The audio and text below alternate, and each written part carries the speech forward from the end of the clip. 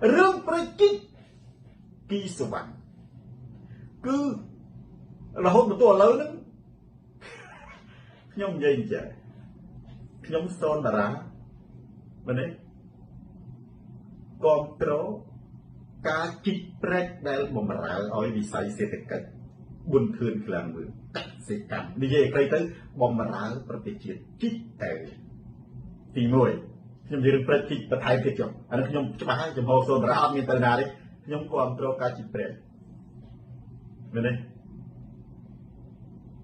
bảo vi bằng mặt nhông dây là mình này vi bằng mặt tháoไปจอยเศรษฐกิจ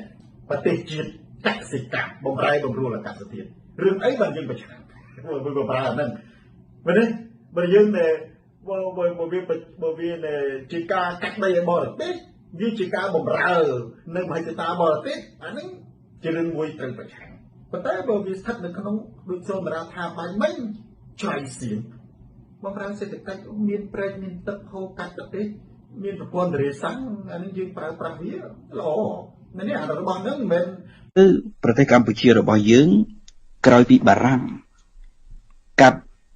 កូសាំងស៊ីនកាលពីឆ្នាំ1949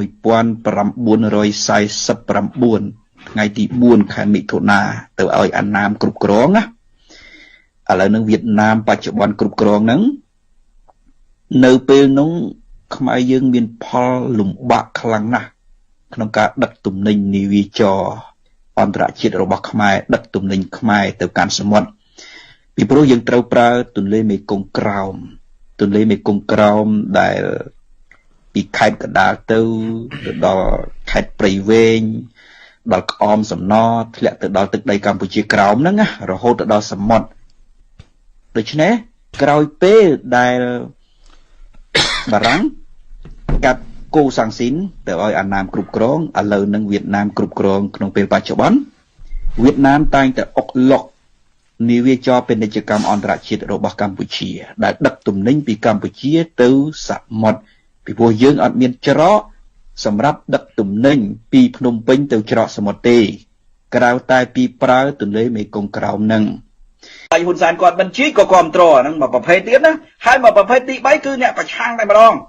គឺថាឲ្យតែហ៊ុនសែនធ្វើហ៊ុនម៉ាណែតធ្វើគឺគាត់ប្រឆាំងទី3ណាគឺមានមតិ3ផ្សេងគ្នាហ្នឹងប៉ុន្តែសម្រាប់ខ្ញុំណាព្រៃជីកហ្វូណនត្រូវតែជីកយើង